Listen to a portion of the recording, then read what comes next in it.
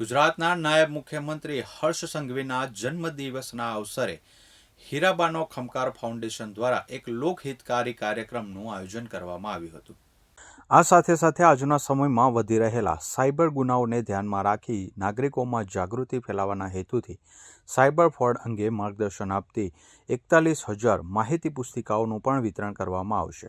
આ પુસ્તિકાઓમાં ઓનલાઈન છેતરપિંડીથી બચવાના ઉપાયો, ડિજિટલ સુરક્ષા અંગેની માહિતી તથા સાવચેતીના મહત્વપૂર્ણ સૂચનો સમાવિષ્ટ હશે, જેથી સામાન્ય નાગરિકો સાયબર ગુનાઓથી પોતાને સુરક્ષિત રાખી શકે। ફાઉન્ડેશન દ્વારા આપવામાં આવેલી માહિતી મુજબ આ પુસ્તક વિતરણ અભિયાન માત્ર એક કાર્યક્રમ નહીં, પરંતુ સમાજને જ્ઞાનથી સશક્ત બનાવવાની એક અભિયાનરૂપ પહેલ છે। શિક્ષણ દ્વારા માનસિક વિકાસ અને જાગૃતિ દ્વારા સુરક્ષા, આ બંને બાબતોને એકસાથે જોડતા આ પ્રયાસ સમાજના દરેક વર્ગ સુધી પહોંચે તેવો છે। હર્ષ સંઘવીના જન્મદિવસને સેવા, સંવેદના અને સદભાવના સાથે ઉજવવાનો આ અનોખો પ્રયાસ લોકોમાં પ્રેરણા પૂરી પાડશે। લોકસેવા અને સમાજહિત માટે સતત કાર્યરત રહેનાર નાયબ મુખ્યમંત્રીના જન્મદિવસે આ પ્રકારનું આયોજન તેમની કાર્યશૈલીને અનુરૂપ છે, તેમ ફાઉન્ડેશનના આગેવાનોએ જણાવ્યું હતું। હીરાબાનો ખમકાર ફાઉન્ડેશન દ્વારા હાથ ધરાયેલું આ આયોજન સમાજમાં સકારાત્મક સંદેશ ફેલાવશે અને શિક્ષિત તથા રાચેત નાગરિકોની રચનામાં મહત્વપૂર્ણ ભૂમિકા ભજવશે। નામ દેસાઈ પિયુષ છે।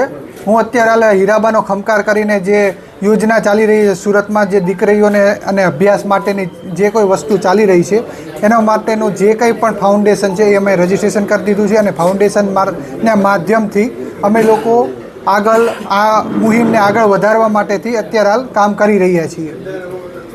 શું બુકનું આયોજન કરાયું છે એમાં લોન્ચ?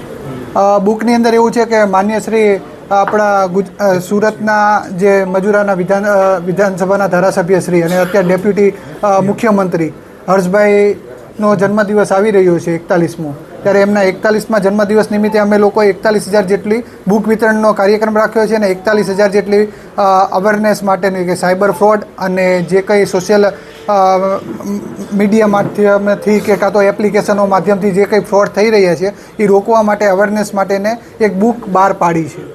આ કાર્યક્રમ કઈ સ્થળે યોજાશે? આ કાર્યક્રમ અમે દરેક સ્કૂલોની અંદર જઈ પોતે જઈ અને આ વસ્તુ અમે આપશું સ્ટુડન્ટોને।